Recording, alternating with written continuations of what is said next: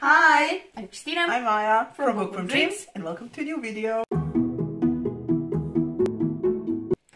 Welcome to the final review of our Paranormal Romance week. So this is book 4 in our week, and it's actually not a book.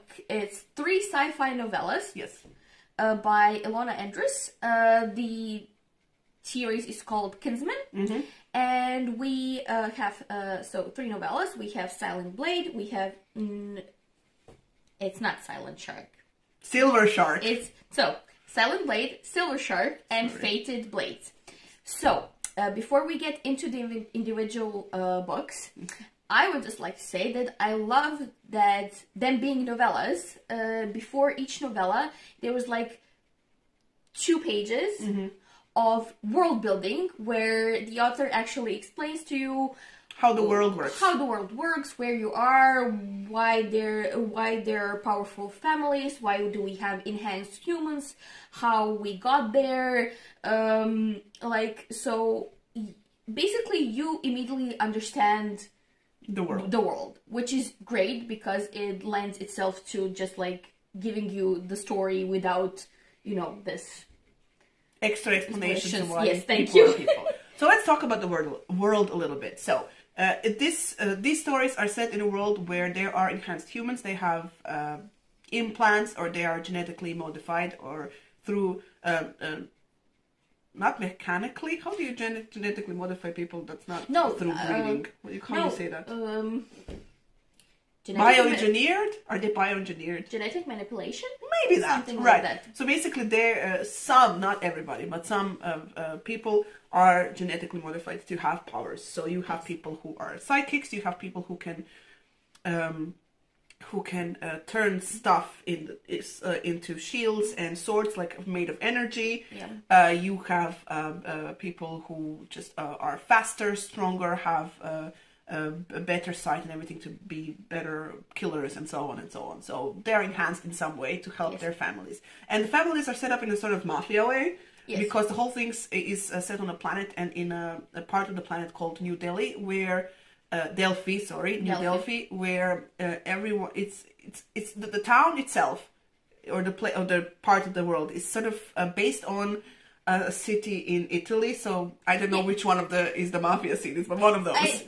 I mean, the mafia is mostly like the Sicily, right? the southern part. So kind of like. And the families are like the mafia. So you have powerful families with different or same abilities who are rivals and have their own businesses, and they have their own territories. You're not really supposed to kind of breach each other's territories. Yes, and if they have a conflict, they basically work it out amongst themselves without involving the police or anybody else. So basically you can walk through the town and find 2 people fighting to the death, and you would be like, oh yeah, that's the guy from that one and that's the guy from that one, okay, we get it, and then you move on. So basically that's the sort of the setup of the world. Yes. And each story follows a couple who are in some way connected to the families. Yes. Right. All right. Okay, so let's start with Silent Blade. That's the shortest one. That is the shortest one. It is the first one in the series, and we follow. I'm sorry, I'm just gonna check here the names because no brain currently. So we follow Melly, and I'm gonna say, since Italian, Cellino. All right, I don't know. It's like Celino or but Cellino. I suppose anyone who has an English, is English speaking, would say Celino. So so they were destined to be married when they were very young. Because their families wanted to. They wanted to merge families. However, Celino wanted his freedom. And left Melly, almost basically dissolved their engagement, and also left her with a mark because he comes from a very powerful family, so nobody else. Which he made. Yes. He's the one who made. He created the big name for his family, and so everybody was basically afraid to approach Melly. Yes, after that, and so technically her life was ruined. And so she chose to extract herself from her family and to become their silent assassin kind of a thing, right? So in this story, she is tasked with killing Celino, and she decides to take this opportunity to basically act her revenge, I guess, because of his treatment towards her. Because they got engaged when she was 10 and he was 16, and she was, you know, being the good daughter. She learned everything about him and learned to love him, and she was actually looking forward to spending her life with him. But then he was a, you know, 16-year-old jackass, as all 16 years old year olds are, and he basically, after a couple of years, like, no, I want my freedom, I want to do what I want, and just didn't gave her the time of day at all. So and that turns into this sort of cat and mouse game. We basically follow them as she tries to exact her revenge. Yes. Basically by seducing him. Yes. Like making him want her. And this is where, like, the entire paranormal romance comes into play.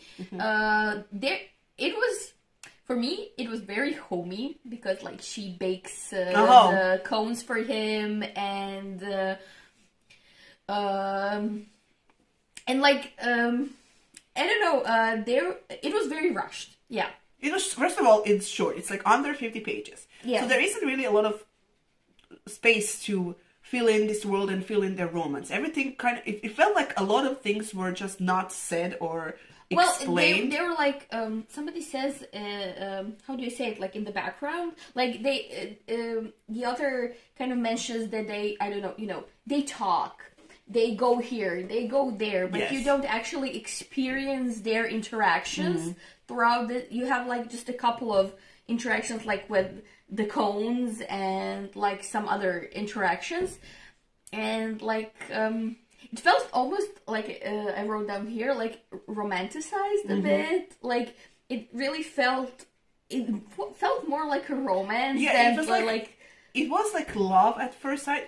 Not it was kind of insta lovey, but more from his side. Yeah, and with that, it's just sort of like he's courting her or whatnot. Just imagine like a sort of a Regency romance, but both of them are assassins and kill people, you know, a lot, and very ruthless. Yeah. But being that short, it kind of it lacked something, and it was missing at some point, and so I think that was my least favorite of the all three. Yes. And the next story is Silver Shark, and basically my favorite.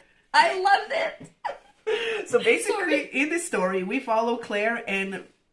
Is it Venturo? If it's Venturo, right. So Claire is from a planet where the whole planet is basically involved in a war, and she is a psyker, which means basically that she uses her psychic abilities to log on to the Bionet, which is like something like the Matrix. Yeah, I had a very Matrix feel about it because like there is something plugged into their they put their helmets in, whatever, and they go stuff like and that. She basically is proficient in psychological warfare.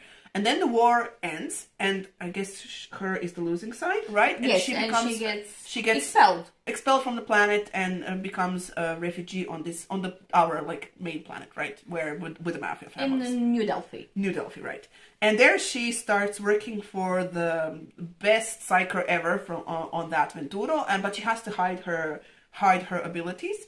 And at one point, she helps her fellow refugees to steal something or find something, I don't know, in the Bionet, and she is found out by Ventura because he runs a company that basically deals with security for Bionet. Yes, and you know, he basically recognizes her, not like her, but her avatar as someone who is the best, and he becomes obsessed with finding her, and you know, finding this person because you know she's the best. She's like someone I want to find and not she's learn on from. His level. Yes, she basically beats him. Right, and he's never found someone like that, and who can par with him. Yes, and he needs to find this person, and of course their little heisting that they were doing goes wrong, and one of the people gets caught, and if they get returned to their home planet, then they get murdered.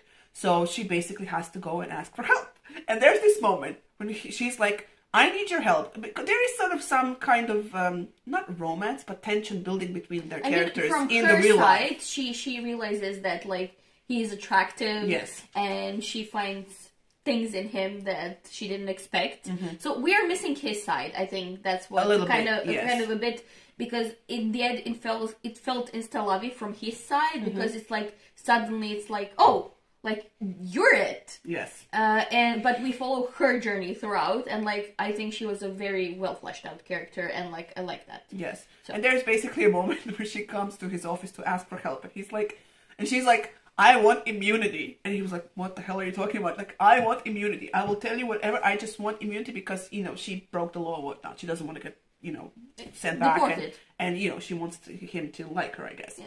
That was like the best moment of the story. I was like, oh my god, yes. That's so cool. That was like the most Ilona Andrews thing that happened in that story. And I was like, yes, that's so great. But the entire... This novella and the next one was really just like pure Ilona Andrews goodness and perfection. Like in this one, I actually really liked the non-romantic part. Like it felt very interesting, very like it was fast-paced. Like also like this was a bit longer. I think it had like 150 pages or something like that, 20. Yeah. But that like that whole part of the Bionet was actually quite well built and developed, and you understood what was happening, and that was like so good. And there is the psychic abilities where, you know, she has to hide and build this shield and stuff like that. Like there were so many interesting elements in that part that I really didn't mind that the romantic part was a bit, you know, just towards the end, because like this was really interesting. I just found myself like, okay, I don't want to stop reading, I'll just have to finish this. Like I want to know what happens. So that was like really good for me. All right. And the last one is called Fated Blaze. That one was my favorite. That one was like my favorite because we follow Ramona and Matthias. So basically this is a enemies to lovers story. So we follow two rival families who basically come together because their respective husband and wife had an affair, stole their top secret technology and ran off. And so basically the book starts with Ramona coming to Matthias's office, and she's like, I have two questions. First one, do you know where your wife is? And the second one, where's your technology? And basically they figure out what happened, and they work together to get everything back. And divorce their spouses, and then at the end, basically they find out that they're perfect for each other. And both of them are victims of this old rivalry and between their families. Old being like really 100 years old. When they got to the planet, and that's like centuries ago, rivalry. And when they work together, and they both see each other, they both have the same power, the whole energy shield weapons thing. And they're equally powerful. Like that's the whole point where they find their perfect match. Yes, because you know, finally they find someone who can dance with them, because there's a whole thing that's so cool. There's a whole thing with their powers is that basically you can amplify it if you find someone to dance with. So they, at one point, they try different dances. They're in the middle of the jungle on some whatever, and they're dancing and trying to figure out how to become more powerful and how to work together better, because they have to fight a huge army of what do you call them? Not vandals, but I think they were called vandals. Right, but they're like, you know. Basically, mercenaries, I guess? Mercenaries, assassins from a planet that is basically the planet of mercenaries and assassins who want have to, you know, like get their technology, and that's the conquer the world. Yes, and so they have to work together, and you know, from them working together to finding out like, okay, you are my equal, I can work with you, and we fit. But there's this whole like history between their families. Thank the Lord, gets resolved, and actually they communicate, which is nice. That was great. That was and then, you know, love happens. Oh my god! Love happens. It does. No, actually, is there a sex scene? There's not a sex scene in this. I don't remember. There is one. But it's not. But it's like it was so good. I like that both of their characters were very strong. Yes. Like, they were both basically alpha personalities, because they're, like, leaders of their families, and they both have responsibilities. You also get, like, the backstories of each of them, why each of them is the way they are. And like, why they married the people they married. And it was so well developed. I liked, like, Silver Shark. I liked the non-romantic part, but Fated Blades was, like, a complete book. I mean, basically because it was the longest. Yes, to be fair. like 200 and something pages. Like a little. I mean, literally, there's a line, how are you still alive? And the dude was like, well, I killed everybody, so... Yeah.